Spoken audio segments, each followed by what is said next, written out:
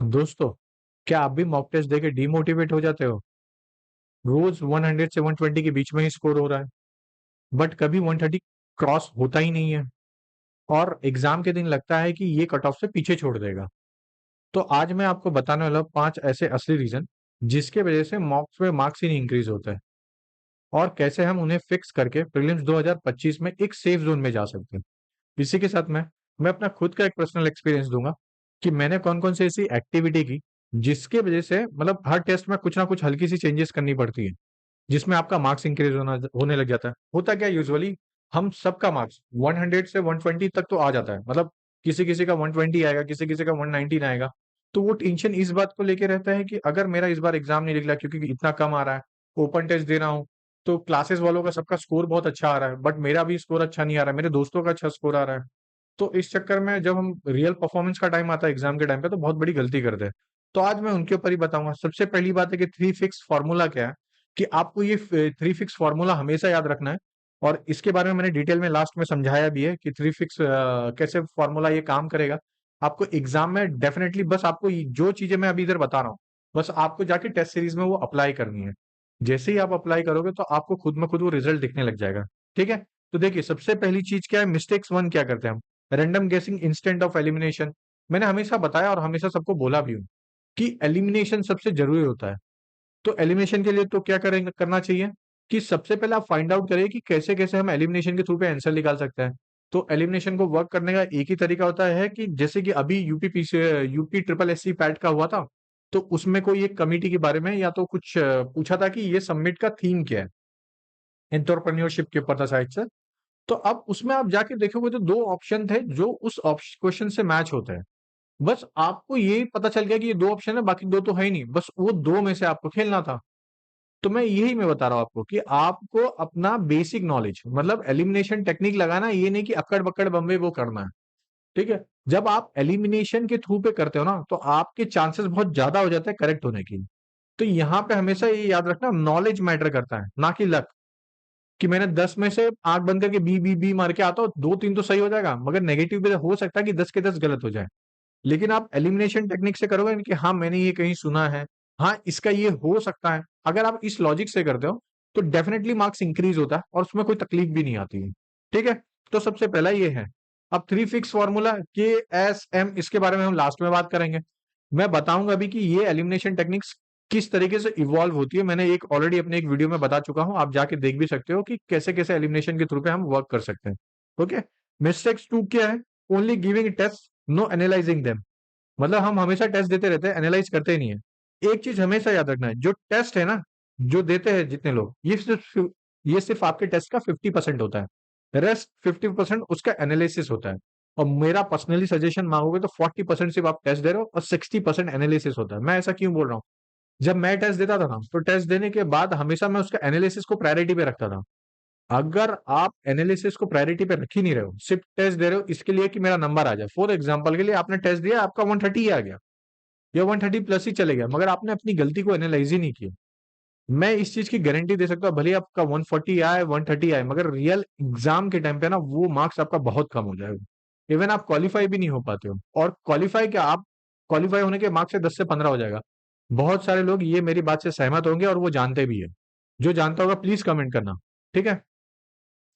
अब फिर क्या करें, तो एनालाइज करते समय हमेशा ये नोटिस करिए कि आपका गलत क्या हो रहा है, पहली प्रायोरिटी।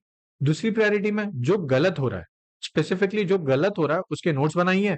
और जो आपको नहीं आ रहा, मतलब फॉर एग्जांपल के लिए कि आपको 50-50% डाउट था, आपने एलिमिनेशन टेक्निक से काम किया और आपको पता चल गया कि मैं अगर 10 क्वेश्चन कर रहा हूं या कर रही हूं तो 10 में से मेरा 6 करेक्ट हो जा रहा है, तो आपका एलिमिनेशन वर्क कर रहा है ना। बस इसके ऊपर और अच्छे से काम करना है तो ऑटोमेटिकली आपका मार्क्स इंक्रीज होने लग जाएगा।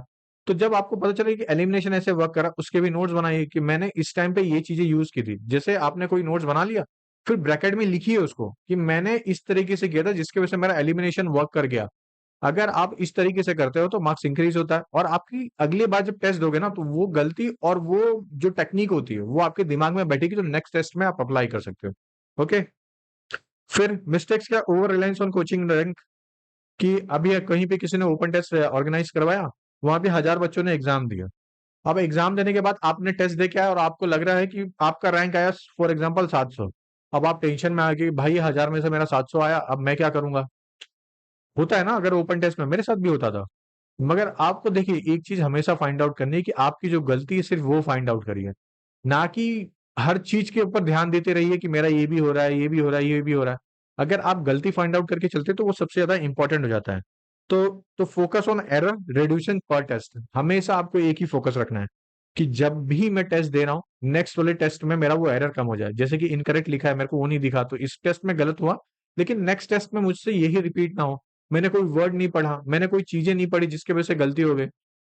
अब किसी का बोथ का ऑप्शन था, बोथ का ऑप्शन सी पे ना होके ए पे था, मैंने गलती से सी मार्क कर दिया, गलती से मैंने ए की जगह पे 2 बबल भर दिया। अब आपने इन मिस्टेक्स को अच्छे से नोटिस करते हुए चले गए ना, तो ये अच्छा रहेगा। बिलीव मी दोस्तों, जो अभी का ये टाइम है ना, अगर आपने ये बेसिक एरर, जितने भी मैं बता रहा हूँ ना, अगर ये बेसिक एरर कर लिए, मैं लिख के दे सकता हूँ अभी भी कि आपका 20 से 30 मार्क्स इजीली इंक्रीज हो सकता है। लेकिन इसके लिए आपको एफर्ट तो मारना पड़ेगा। ओके, अब बात है कि ये एफर्ट कैसे मार सकते हो। अभी हमारा प्रारंभ बैच है, उस प्रारंभ बैच में आगे बच्चों को देखिए। अगर आपको नहीं विश्वास है, यूट्यूब पे हमारा लाइव वीडियो पड़ा भी है टेस्ट एनालिसिस का, आप जाके देखिए। बच्चे खुद बोल रहे हैं कि उनका कितना अच्छा स्टडी हुआ है। बहुत ज्यादा फीस भी नहीं रखी है, 300 ही रखी है। आप टेलीग्राम चैनल पे आइए, मैसेज करिए, आप देखिए कंटेंट भी अवेलेबल है एक दिन का, कि हम डेली 56 टॉपिक्स को कवर कर रहे हैं। सॉरी, 56 टॉपिक्स को कवर करने का टारगेट रखे, उसमें डिटेल में आपको एक तो डेली टारगेट भी मिल रहा है, उसके साथ में उसका स्टडी मटेरियल भी मिल रहा है। बिलीव मी, इतना अगर कोई भी करके देता है तो आप मुझे आके कमेंट करके बता देना। ठीक है, चलिए देखिए फोर्थ क्या है, मिस्टेक्स। कौन सी फोर्थ मिस्टेक कौन सी है आपकी? Not revising before max mock. जब भी आप मॉक देने जाते हो तो रिवाइज ही नहीं करते हो, तो रिवीजन मॉक साइकिल होता है। ये क्या होता है, अभी मैं क्या करता था, मैं जब भी, अगर आज फॉर एग्जांपल पॉलिटी का टेस्ट देना है, ठीक है, अब मुझे 2 दिन के बाद पॉलिटी का टेस्ट देना है, तो मैं पॉलिटी बहुत अच्छे से पढ़ के जाऊंगा। हाई यील्ड टॉपिक्स जो मैंने 56 टॉपिक बताया, मैंने उन 56 टॉपिक्स को बहुत अच्छे से पढ़ के जाऊंगा, जो पॉलिटी के 5 से 7 8 टॉपिक्स होंगे। फिर उसके जाके मैं टेस्ट देता था, तो मेरा डेफिनेटली 130 प्लस आराम से स्कोर होता था। अब इसके इसी के साथ अगर कोई चीज गलत होती तो मुझे ये पता चलती थी कि मेरी गलत कहाँ से हुई है, तो मैं वहां पे जाके काम कर लेता था। उससे मेरा मार्क्स इंक्रीज होना और नेक्स्ट टेस्ट में कम हो जाता है कोई भी मिस्टेक्स। ओके, तो क्या करना है, पहले रिवीजन देना है, फिर टेस्ट देना है, फिर एनालाइज करना है, फिर री रिवीजन करना है। ठीक है, तो ये एक प्रोसीजर है, नहीं होता है। एक स्टिकी नोट लीजिए, इसको लिख लीजिए और दीवार पे स्टिक कर लीजिए कि मुझे पहले रिवीजन करना है, टेस्ट करना है, फिर एनालाइज करना है, फिर री रिवीजन करना है। ओके, अब री रिवीजन का क्या रोल रहता है, जो आपने रिवीजन किया, अब हो सकता है आपको 90% चीजें पता है, अब आपको वो चीजें सिर्फ नोट करनी है जो आपको नहीं पता थी, तो उसको आप क्या करोगे, री रिवाइज। ठीक है, मिस्टेक 5 में क्या, wrong time management in exam hall. Exam hall में हम कभी टाइम मैनेजमेंट नहीं कर पाते कि कैसे पेपर दें, क्या करें। ये मैं बोलता हूं ना, ये 90% लोगों की तकलीफ है कि वो टाइम मैनेजमेंट ही नहीं कर पाते हैं। तो एग्जाम हॉल में सबसे बड़ा जो किलर है ना, वो टाइम है, कि अगर आपने टाइम ही अच्छे से नहीं मैनेज किया है, तो उसके नुकसान तो आपको झेलने पड़ते हैं। तो अब उसके लिए क्या करें सर? तो देखिए, हमेशा ये मैंने एक पिरामिड बनाया, इस पिरामिड में मैंने जो पहला हमारा रीडिंग होती है, फर्स्ट रीडिंग होती है, उसको मैंने सबसे ज्यादा वैल्यू दिया है। क्यों? क्योंकि ये डिसाइड करता है कि आपका रेस्ट टाइम कितना जाएगा। अगर आपने रीडिंग 1 में ही मैक्सिमम मतलब 50 से 60 क्वेश्चन करेक्ट कर लिए, और हो भी जाता, बहुत इजी भी होते हैं 50 60, तो आप एग्जाम पास हो जाओगे, इस चीज की मैं गारंटी देता हूँ। ये फर्स्ट रीडिंग में। ओके, क्यों मैं ऐसा बोल रहा हूं? जब भी आप फर्स्ट रीडिंग देते हो ना, आधा घंटा हो सकता है, पौना घंटा हो सकता है, उसके बाद आपका कॉन्फिडेंस इंक्रीज हो जाता है। अब आप बोलोगे, कुछ लोग कमेंट करके बोलोगे, भाई पौना घंटा 1 घंटा तो आपने इसमें ही बता दिया, तो बाकी सबको कैसे करेंगे? आपने ऑलरेडी बाकी सब अच्छे से पढ़ लिया, सिर्फ उसमें कुछ कुछ स्टेटमेंट नहीं आ रहे, तो आपने उनको रॉन्ग मार्क करके आगे बढ़े हो, ताकि याद रहे कि कैसे करना है। मैंने टेस्ट भी समझाया है कि कैसे टेस्ट किया जाता है। अगर आपका कमेंट रहेगा तो मैं फिर से एक लाइव टेस्ट देके मैं आपको समझाऊंगा कि मैं कैसे टेस्ट देता था, ताकि मेरा टाइम बचता था, टाइम मैनेजमेंट करता था। तो फर्स्ट रीडिंग आपका इंश्योर करेगा कॉन्फिडेंस, और ये ही आपका कॉन्फिडेंस इंक्रीज करके आपको एग्जाम निकालने में मदद करेगा। सेकंड रीडिंग क्या करेगा, बताता हूं। थर्ड रीडिंग ये डिसाइड करेगा कि आपका सिलेक्शन होगा कि नहीं होगा। होते हैं ना ऐसे 10 से 15 क्वेश्चन होते हैं जो हमें आते हैं, मगर हम डर के मारा नहीं मार्क करते, क्योंकि रिस्क नहीं ले पाते हैं।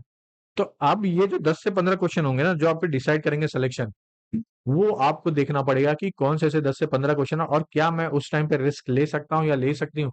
अगर आप रिस्क ले लेते हो तो आपके पास सबसे बड़ा एडवांटेज आ जाएगा। ओके, तो सबसे पहली चीज क्या है कि आपको रिस्क लेने आना चाहिए, और जितना हो सकता है उतना रिस्क लीजिए। ओके दोस्तों, चलिए सेकंड है। अब रीडिंग सेकंड क्या बोलती है? ये होता है सबसे बड़ा खेला।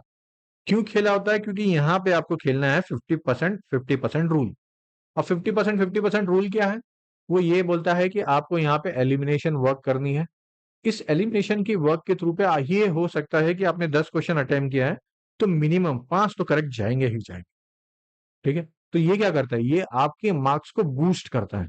ओके, तो यहां से आपका कॉन्फिडेंस आएगा, रीडिंग सेकंड से आपका बूस्ट होगा मार्क्स, और रीडिंग थर्ड रीडिंग होगी उससे आपका सिलेक्शन डिसाइड होगा। ओके, और सबसे इंपॉर्टेंट थ्री फिक्स फॉर्मूला क्या है? मेरा फेवरेट फॉर्मूला है और मैं हमेशा हर दोस्तों को, हर स्टूडेंट्स को भी बताता हूँ, और उनको मदद भी मिल रही है, आपको भी मदद मिलेगी। तो पहला है नॉलेज फिक्स करना, दूसरा है स्किल फिक्स करना, तीसरा है आपका माइंडसेट फिक्स करना। नॉलेज कैसे फिक्स करोगे? पीवाईक्यू देखिए, सब्जेक्ट वाइज नोट्स को रिवाइज करते रहिए। तो आपने पीवाईक्यू अच्छे से देखा है, पीवाईक्यू के थ्रू पे एलिमिनेशन सीखा है, समझे हो कि कैसे क्वेश्चन पूछा जा रहा है। सब्जेक्ट को रिवाइज करते हुए जा रहे हो तो इसके थ्रू पे आपके कॉन्सेप्ट क्लियरिटी आती जा रही है, तो आपको और अच्छा लग रहा है। स्किल फिक्स क्या करना? आपको एलिमिनेशन प्रैक्टिस करते रहनी चाहिए विथ मॉक के साथ। जितने भी मॉक्स दे रहे हो उसमें एलिमिनेशन प्रैक्टिस करते जाओ। हाँ यार, इसको इस तरीके से करूंगा तो इसका आंसर आ जा रहा है। ये वर्ड को थोड़ा ट्विस्ट कर दूं, अगर मेरे को क्वेश्चन नहीं आ रहा है, मैंने चारों ऑप्शन देख लिया है, तो हमने चारों ऑप्शन देखने के बाद उसको सॉल्व किया है तो मुझे और अच्छी क्लियरिटी आ जा रही है। तो आपने इस तरीके से किया तो आपका एलिमिनेशन एक स्किल डेवलप हो गया। दूसरा है माइंडसेट। हर मॉक को लर्निंग टूल समझो, फाइनल जजमेंट मत समझो। समझे? कि जब भी आप कोई मॉक देते हो तो ये मत समझो कि अगर मेरा मॉक्स में 120 के नीचे आ रहा है या 130 के नीचे आ रहा है, मेरा तो भाई पक्का नहीं होने वाला। मैं फिर बोल रहा हूँ कि मिस्टेक 4 मैंने क्या बताया था कि आप एरर से सीखिए। आप अपने एरर से सीखोगे तो रियल एग्जाम में परफॉर्म करोगे। बिलीव मी, मैंने ऐसे लोगों को देखा है जिनका मार्क मॉक्स में 130 प्लस भी आया, 140 प्लस भी आया, लेकिन रियल एग्जाम में उनका मार्क्स बहुत कम हो जाता है। ठीक है दोस्तों, तो ये मेरी तरफ से कुछ पर्सनल टिप्स था। अगर आपको ये वीडियो बहुत अच्छा लगे तो प्लीज लाइक शेयर और सब्सक्राइब कर देना। प्लीज, बहुत जरूरत पड़ती है हमें भी। और इसी के साथ में हमारा हमारा प्रारंभ बैच चालू है, आप उसको ज्वाइन करिए, देखिए, अच्छा लगता है तो करिए, नहीं अच्छा लगता कोई दिक्कत नहीं है। फ्री में वैसे भी हम बहुत सारी चीजें टेलीग्राम पे अवेलेबल करवा रहे हैं, मैं वीडियो बना भी रहा हूँ। करंट अफेयर का मैं भी वीडियो प्रोवाइड भी करूंगा। ओके दोस्तों, इसके अलावा आपका कोई भी डाउट होगा प्लीज कॉन्टेक्ट, जो भी रहेगा हम नंबर है हमारा, टेलीग्राम पे आइए, जुड़िए। ओके दोस्तों, चलिए फिर, जय हिंद दोस्तों।